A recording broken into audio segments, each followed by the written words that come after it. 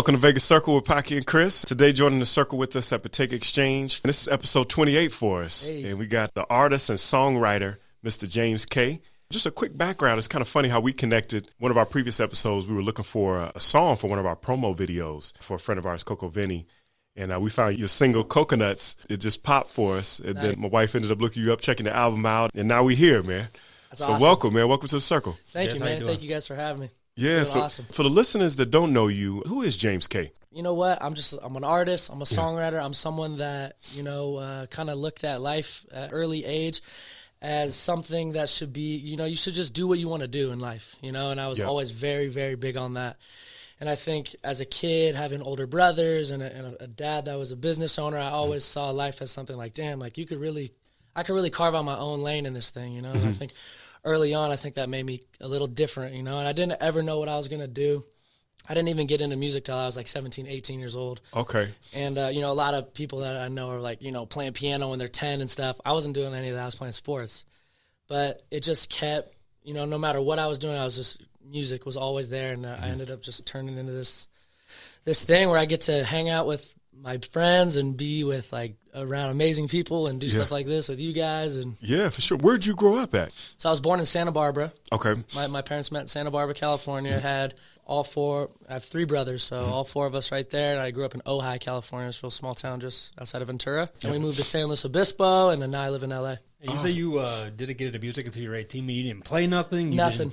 So literally what got you into it at that point is kind of a late start. Yeah, I think, ever since I was a kid, I was always singing, and I was the youngest, so I was always like entertaining people and doing funny stuff. And when I was 17, 18, we kind of started out, actually started out as an MC, so I would just be freestyling with my friends, and it just kind of, we made a few songs one day, kind of just messing around, put it on a CD, started passing out. People like, yo, this is crazy. Like, that's you, damn. Like, and like, I kind of had a sort of a different voice, because at the time, I got hit I had like a throat injury. I got hit. Damn. Yep. So I had this crazy, like, raspy voice. Yeah. People are like, oh, your voice is sick. And I was like, damn, like, this is a whole different I thought you were going to do the DMX. You'll be the DMX this is like a whole exactly. Yeah, that's cool, and man. like girls and stuff, it was like, I could sing, and so I was like, damn, I'm going to start doing this. You knew like, from that moment on, you're like, yeah, I was like, that's crazy. Yeah. Something hit the spell, man. For sure. Ladies usually do that, too, get you in trouble. Most people get into it for that reason. Absolutely. I mean, people argue that that's what, we do everything for. So 100%. 100%. So you had an album out right now, and it's called Coconut, correct? Yeah, it's called Coconut. Okay. The Coconut EP. Oh, so it's an EP that's out. 7 songs. 7 songs. And so I heard the Coconut, and then I saw you work with a lot of people, man. I saw you did a single with DJ Pauly D. That's right. That's fire, too, man. Thanks, man. Yeah, I heard it. That's kind of back to my, like, little more hip-hop stuff. But, okay. It was crazy how that came about, too. But, it's so funny when I was, I just woke up on one day and saw that you guys posted that on Instagram. Yeah. I think that's what it comes down to and comes back to is like always betting on yourself, It's like I could have just seen that and be like, oh, cool, like, share, whatever, But instead I'm like, damn, like this is like, for me it was like a sign, Like, damn, I got to reach out to these guys. That's I reached out to Coco Vinny. Yep. My friend was like, oh, we're going to be in Vegas. So I'm like, damn, you know what? I'm going to just take this as an opportunity, as a sign, reach out to you guys, reach out to him, ended up meeting with him. That's what's We're going to do some stuff. Now meeting you guys. It's just like, it's man, perfect, just like man. always betting on yourself, and going for it like that. You can see that's what it's all about, man. You never know when it's going to happen and speaking it into existence for sure. So that's powerful, man. So you never, when Chris was talking about it earlier, so you never had or are you working with like vocal coaches and things like that? Or not really. You just gifted? I just kind of got into it, man. And it's just another thing, like having that competitive nature from sports. I just always wanted to, obviously be better than like everyone else, especially as an MC. It's like, I want to just be the dopest. But like really just in life for me now, like being a little bit older and like, it's always so easy to compare. Like, oh, what's this guy doing? What's that guy doing? But it's like, damn, like today and every day from here on out, it's like, how do I just earn a small win every day? And just that small incremental, positive growth where I can just be better than I was yesterday, And so like always working on the craft, trying to get better, working with as many people as I can. Like that's what it's all about for me. What would you say your style of music is? It's shifted a lot over the years, but like right now as it sits, it's like kind of really just like R&B, pop. Like my friend was saying, he's like, he was explaining me to like a girl like this week, and Yeah. I was like, he's like the new Justin Timberlake with an island vibe. Yeah. And she's like, oh, and I was like, I'm gonna use that Because you got that, you had that soul vibe, man. I got that, and Thank I got that Justin Timberlake kind of vibe. But I don't ever like putting anybody in that Yeah. particular vibe because you have your own lane, Right. you know. But you definitely got that soulfulness Thank for you, sure. man. That's why I was trying to figure out where you were from. So I'm like, is he from down south or where is he Yeah. from? Yeah.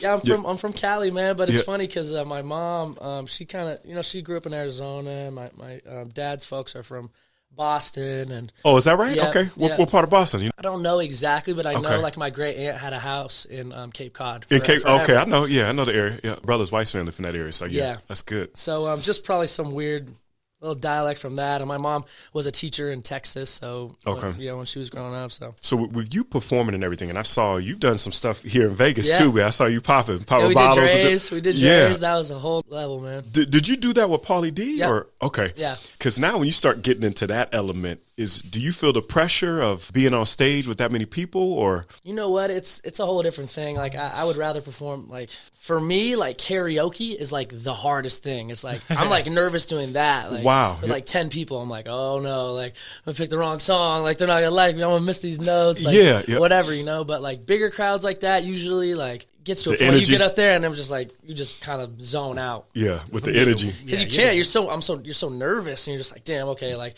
it's pretty much just like sink or swim right now. So Yeah. like, that's what I always do is like go up and just go as hard as I can. You know? Do you have to work towards that, or is it something you always kind of from the first time you were able to? I had a figure lot it of out? bad shows. I had a lot of bad shows, and even when I was like 18, 19, first getting into it, and I couldn't get in the bars, couldn't get booked. We started kind of throwing our own shows, and we sort of linked up with this promoter who he was like one of these janky promoter pay to play guys. He'd bring out like some rapper from the Bay and put 10 guys on and make everyone buy tickets or whatever. Oh, so you like yeah. that's the hustle. You like Yeah. buy this many tickets, or whatever. But we had a PA system, me and my boy at the time. So he'd be like, "All right, you guys can perform if I get to use your sound system." That's what's cool. up. But we would always have to go first. So Okay. you know what? So like I always tell new artists, dude, it's like go first, do it a lot, move around. Don't just do the same venue, because those awkward moments of starting off a concert when no one cares about you, no one wants to see Yeah. you, your music isn't good, Yeah. like that is gonna make you as a performer. You So know? how do you keep the determination going after you hit those bad shows and you just keep grinding it out? That seems tough. You just gotta love it. Yeah. I mean, that's what I hear from like I've got to meet some pretty cool artists, and I remember I met the guy from Zion. Okay. Zumbi, I think is his name, and he's a rapper from the Bay Area. And we were backstage one time, I was opening up for him, and he's like, dude, you just have to love it. There's no way you can do anything great or anything special like this, Yeah. where you get to follow your dreams and your passion like that, unless you just absolutely love it. And that just like stuck with me, It's like that sports because you get those endorphins and that high, Dude, and it's you can't get away from it. I can't even imagine. I've never performed like that before, so I can't even imagine what that's like. That's good stuff. So, what do you enjoy most about performing? I mean, everyone loves attention, Of course, So yeah. usually, what I've been getting into more now is like trying to like wear like different clothes and stuff to really kind of just make it like pop. And like Yeah. now with like my team, we're called our group, our company's called Long Haul. I saw that. Yeah, yeah. Long Haul Music Long Haul Group. Music Group. Yep. Okay. And it's basically just like us as a collective. Like we're all artists, but we all have a role, as part of the team as well. And it's just like we're just trying to do this forever, for the long haul. So That's what's up. now what we're getting into with these different shows is like how can we make it more than just a rap show, more than just it. a concert? Like Got how it. do we make it a production? And now we're getting into different things, doing antics on stage or having Yep. something like some special guest or whatever, just different things. Like, so I'm really dialing like that is a really fun thing for me now. How many guys you got with you? On any given night, there's like 8 or 10 of us. Oh Probably, yeah, so but you got a group. But Yeah, You're it's traveling around, you get to go with your whole group of friends. That pretty makes it much, way yeah. better. Like we're all out here right now. that's what's up. And Okay. like basically, Sean Ross, he's my producer, engineer. I've known him since he was 9 years old. Oh, that's what's up. My Yeah. boy Win, him and I started Long Haul together in 2010. Okay. That's after we met, just like at some junior college. We were like both sitting in the back of the class, like this ain't gonna work, Yeah. So so him, my boy Hal Fly, we've known each other about 6-7 years now. That's excellent. We signed an artist who became one of my best friends named Cody Balboa about 4 years ago, and DJ Sevens, my boy Nige, who I've been friends with since I was 15. That's what's up. Yeah. You know, so you got the whole squad, there's man. Everybody invested in your success. Yeah, and everybody's a little bit different too. You know, we all come from different walks of life, and we all kind of have a different story. And so, you know, I think that's another thing that keeps me going. I think, you know, you feed off each other. Like, if you guys didn't have each other, like, man, do I want to do a podcast today? And like, you got to keep like, the energy. No, we got one on Sunday. Like, we got to do it. You know. No, that's true. That's true. And I love the name and how you broke that down, the Long Haul. So that makes a lot of sense. A lot of thoughts on it. And then you guys actually have a studio, Long Haul, and that's in Hollywood, right? North Hollywood, yeah. In North Hollywood. How long have you guys been there? We've been open, like, as a business for about 3.5 years. Yeah. But it's funny because, like, we didn't even plan to really do that. It was just we were spending so much money renting studios out just to work. I can't even, Because we were, like, working at Sean's apartment. It was like, damn, like, the neighbors knocking. And of then course. Like, trying to meet people. Oh, we're in L.A. now. Like, hey, come to the studio. And it's, like, the closet, you know. And we're like, So we were renting studios. We're like, damn, man, $300 a night. Like, we do this once a week. That's $1,200 a month. Like, we might as well just get a spot. So then it kind of turned into this business because Sean is so talented as an engineer. That, like, at first we're like, damn, if we just get all our homies to pitch in like $40, $50, whatever, we'll be able to pay this rent. That's true. And then all of a sudden it was like, damn, people want to actually pay us to do this. And, like, I've developed as a producer and arranging and songwriting and working with other artists. And that's been another cool thing about just being in LA, how many creative people are there, man. For sure. Yeah. Who have you actually worked with? So my first kind of like sort of entrance into, like, I guess, like, you know, I'm really doing this kind of as a guy named Shwazy. Okay. He had a big song, a couple big songs called Corona and Lime. And, you know him? Okay. Buzzin'. Him and Cisco Adler, like, really did some big songs in, like, 2008, 9, 10, kind of around there. Okay. So I got introduced to him through, like, a local promoter, opened up a show for him and Slow. Ended up kind of traveling with him a little bit, doing Santa Barbara, Santa Ana, San Diego, Santa Cruz, and kind of getting my feet wet with that and kind of seeing, like, damn, this fool really has 800 people out here singing his songs, you know. That's what's up. And I was opening for him, and it was clear that I could kind of, you know, hold my own a little bit too with songs that people didn't even know. And this guy's getting, like, free Patron and Coronas every night. I mean, me and my DJ at the time, we were like, damn, dude. Like, it's like, I don't think I could have another Corona in live ever again, dude. And one time we were backstage, like, man, thanks for all this. We were, like, drinking, having, like, girls back and stuff. And he's like, oh, so you guys are the ones drinking all my beers. That's good, man. But it all starts somewhere, man. That's beautiful, man. Yeah, and then, you know, just mostly my friends, honestly, like the guys I mentioned. But then there's a guy named Huey Mack, who's from West Virginia. He's kind of like another one of those kind of white boy, like, rappers, you know, from the East Coast that sort of had their time. Like, he worked a lot with a guy named Mike Stud, who's just another guy kind of in the scene. And he can spit, though? Yeah, he can rap. Okay. Oh, for sure. Okay. And it was cool because him and Sean connected on Twitter, and he liked his beats, so they did a couple songs. And then Sean was like, hey, like, check out this song. And he was like, damn, like, let me get this record for my album, you know? So, like, I ended up having 4 cuts on his album. This was in, like, 2015, I think, 16. So, like, right before I moved to LA. And all of a sudden, I got people reaching out from me all over the country, like, damn, I heard you on Huey's project. It actually went top 10 on iTunes. That's what's up. Okay. Yeah, so I was like, damn, like, I got a top 10 album on iTunes, hip-hop, like. That's fire, man. A lot of people can't do that. Yeah, and it was like, damn. And between Sean, Win, and myself, we had 7 songs on the 10-song album. Oh, wow. Jesus, yeah.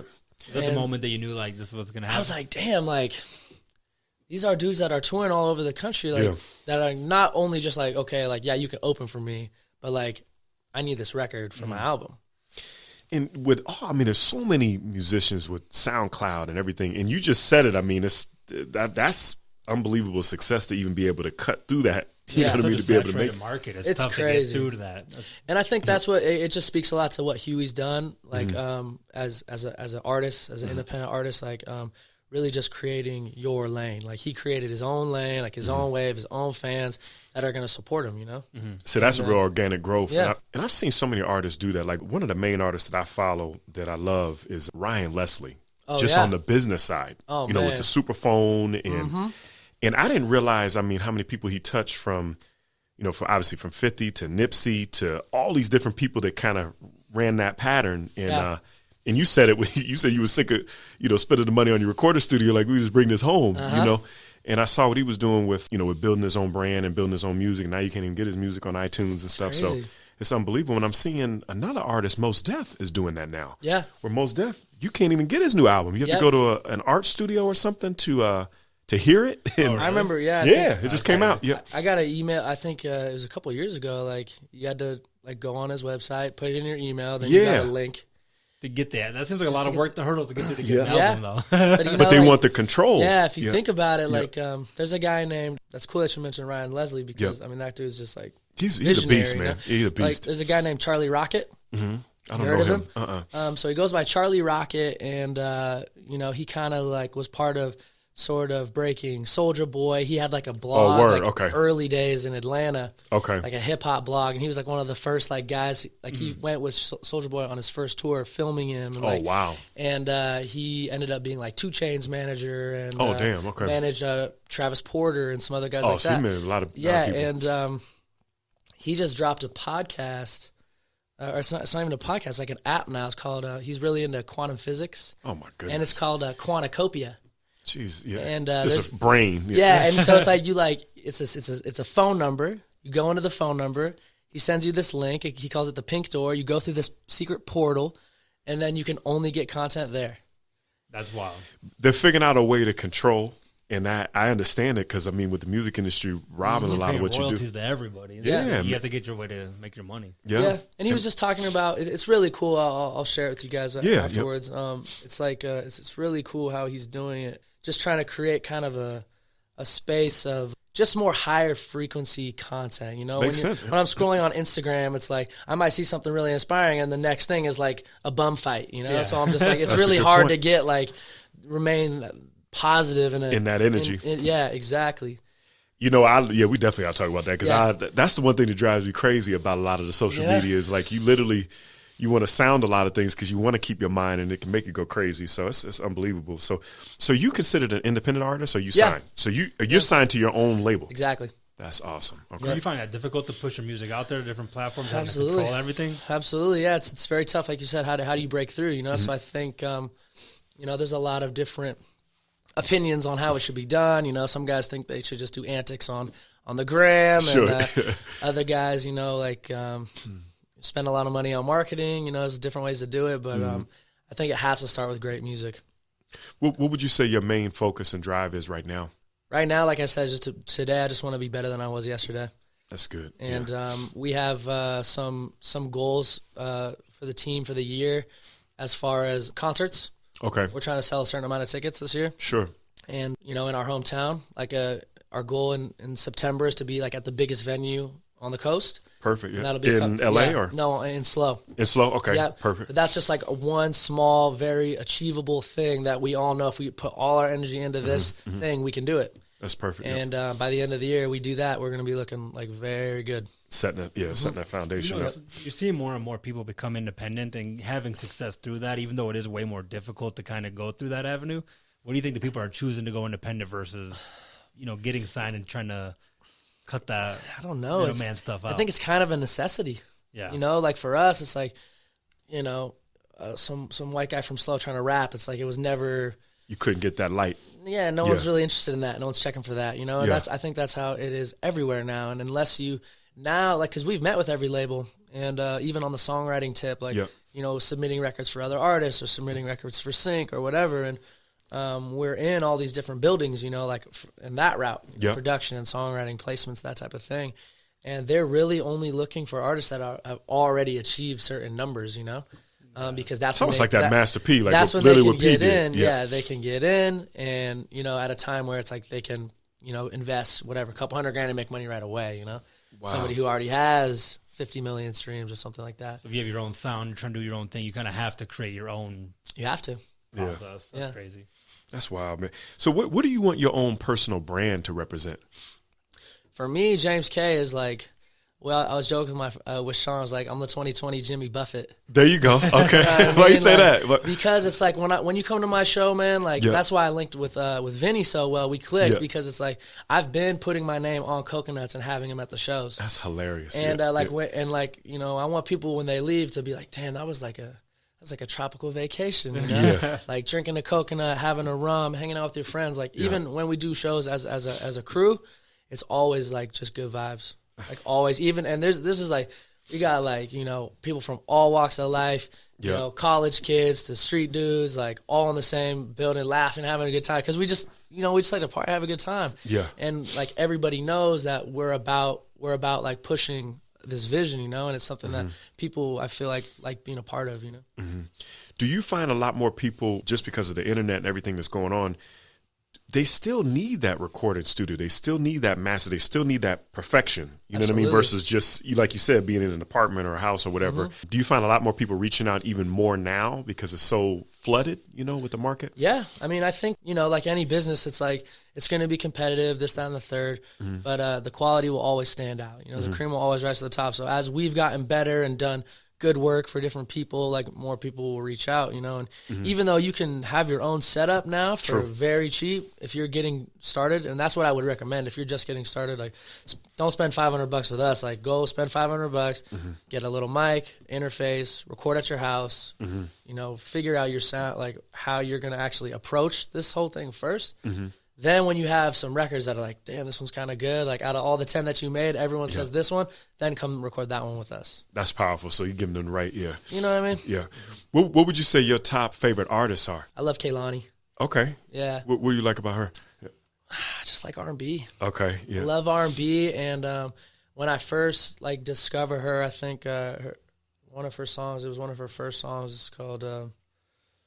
I don't know. Can I cuss on here? Of course. Oh, yeah, it's called "Fuck with You," I think. Okay. Yeah, and it had like a couple 100,000 views, and like she was like dancing, and she was young, and I'm like, damn, this girl's gonna be huge. Yeah, she's a beast. It's like in 2014, and I just saw her Spotify recap. This year she had like 800 million streams. Dang, it's unbelievable. Yeah, just on Spotify. That's unbelievable. And I was like, damn, I thought I was the only one. Like, she was my top streamed artist this year. So like her, Tiana Taylor. I love Ty Dolla $ign. I love Nipsey's albums. Nipsey the beast, yeah. Yeah, pretty much West Coast stuff. All the West Coast, too. Yeah. See, I'm a Midwest guy, but I love East Coast music too. But you're right. I mean, Nipsey, it's kind of funny. Not now that he's passed, but I remember I was talking to these guys at the barbershop, and I'm like, I couldn't. And this was years ago. And I'm like, I didn't realize how talented Nipsey was, man. Dude. I didn't all the things he was using. I mean, the words he was using. He was using his words. Unbelievable. Yeah, I feel like it gave him a lot of shine after he passed away, unfortunately. Yeah. It's unbelievable. So many messages there, though, Yeah, but positive.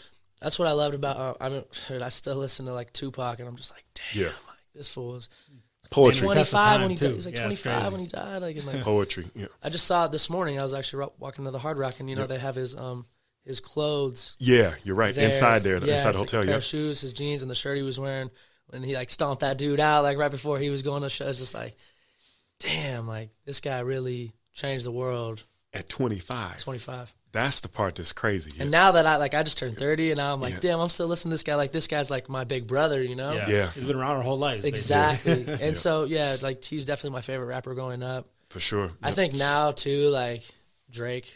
Like, Drake is probably will go down, like, as one of the best rappers of all time. His consistency is ridiculous. Dude, I mean, he's been on the charts for like 10 years, dude. He's like, oh, my God. I was seeing him recently. I mean, with him and 40 is what ridiculous. What they've done with the same team, it's just unbelievable. And every time he comes up with a new CD, like, oh, this one has to be trash. And it is still fire. Great. Yeah, he's always like right on with the new wave, like now he's with like really on the UK stuff, and that stuff's so hot right now, like Skepta and stuff like that.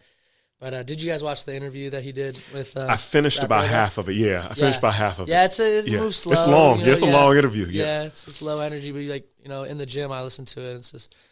And he doesn't do a lot of interviews too, so to hear him talk is interesting. What I always pay attention, just like when listening to yourself, is the mindset. Like you were just saying, like living that own moment type of setup. And so, like with Drake, like you said, I mean, I'm always just trying to pick. Okay, how is he moving? How is he thinking the way that he's doing? And he's obviously a strategist, and that's how he's figuring it out. For sure, it's unbelievable. So, who would you like to work with in the future? Drake, Kaye, Ty Dolla $ign. Yeah, there's this new artist named Wolf Tyler. She's really dope. Okay. She's like, where's she from? Like half African American, half Korean. Okay. I think she's from. So she got to be beautiful. She's very beautiful. Yeah. I think she's from. I don't know where she's from. Okay. I have to look her up. I'm not. She's really dope. She's got like, it's so crazy. She's doing like this like kind of like trap, like sort of vibe, but like on like 80s drums. It's weird. Like the drums are like very like 80s style. Okay, I gotta check her out. It's interesting. Yeah, it's cool. Yeah, I definitely gotta check her out. And then like different rappers, I'd probably like love to work with too. You know, like I'm a huge fan of like Dom Kennedy. Okay, you know what I mean? Like just like random stuff like that. More just like rappers like that. That's what's up, man. And everything is changing now, man. So it's unbelievable with the beats. But I like seeing the MCs. So it's hopefully it'll change in 2020. Yeah. I mean, there's room for everything, man. Like that's what's cool now is like people are allowed to pick. More music is being consumed today than ever. 100%. And more music is being released now than ever. And it is. Like I think there's something like 350 million users on Spotify. Right 350 now, million? 350 million. Jeez. And they expect it, like, when it's all said and done, to be like 4 billion. Oh, wow. So it's like if you're an artist right now getting into recording music, even for you guys, putting your stuff up on Spotify, like, I mean, more people are listening. More people are listening to podcasts more than ever. Like, you got somebody 10 years ago, like, listen to a podcast, like, you're a nerd. You know what I mean? They didn't understand. Now it's like the coolest thing to do. Yeah. I think it's because it's the organicness of dope. being able. You cut all the BS out and you're able to talk direct to consumer. I mean, there's no BS. Yeah, it's direct. Mm-hmm. So that's awesome, man. So just kind of switching a little bit, talking about Vegas. What do you like about Vegas? Man, what's not to like? Yeah, it's funny. Like when I was a kid, like my parents, like, oh, Vegas, it's so smoky and, whatever. They don't gamble, they're pretty conservative and stuff like that. They don't like to stay at LA party. And I'm like, now I'm kind of seeing it like, what? This is crazy, man. This is gets great. you in trouble, yeah. And I was just talking to my friend last night. We were walking down the street having a drink. Like we just drink tequila, and we're like having a drink. I'm like, that sounds dangerous. You like, you just drink tequila. Yeah, but I'm like, no. I'm like, you know what? I think it's actually. I'm like, I don't for people walking around drinking in the streets. I'm not seeing anything. Like crazy. No problems. Yeah. Mm-mm. And he was like, you know what? It's probably because if you can have a drink walking down the street, you're not like getting faded at the house right before you go out. Like, on the road doing dumb stuff. Like, it's just like, or whatever. So the thing about this trip is they're so quick to react. So as soon as there's a conflict, within like 15 seconds, you're somebody's coming after you. Everybody's kind of like, okay, I better be like cool out here. Like, I got a drink. I'm gonna just chill. Because they're gonna yoke you up. You will they will quick. Like playing blackjack and like going all to the different clubs and like there's people from all over the world coming in every day. I just drove past the new Raiders Stadium. Yeah. It's just about to be cracking. That Raiders Stadium is about to be ridiculous. It's quick how fast they put it up. Ridiculous. Dude, I know. We were here in April for the Dre's thing. Okay. And it was just like wood. And now I come and it's like beautiful. It's going to be probably one of the best stadiums out, man. Right now they have it listed, I think, as the number one in the league. Is it? Yeah. Okay. Yeah, it's going to be powerful. And then the Knights, too. I mean, we just went to one of the Knights games, and I don't even like hockey. That's what I heard. It's going off. It's ridiculous, the energy in there. So Vegas is the place to be. So we're excited for that. And I mean, you guys, like, doing this out here, I haven't, you know what I mean? I just heard about you through that thing, but now, paying attention, it's like, man, the sky's the limit, Yeah, we've been moving, man. Yeah, we've been moving. Great city. Plugged in with the NFL, too. Yeah, with Steven Jackson's good brother, man. Real good brother. So it's like, man.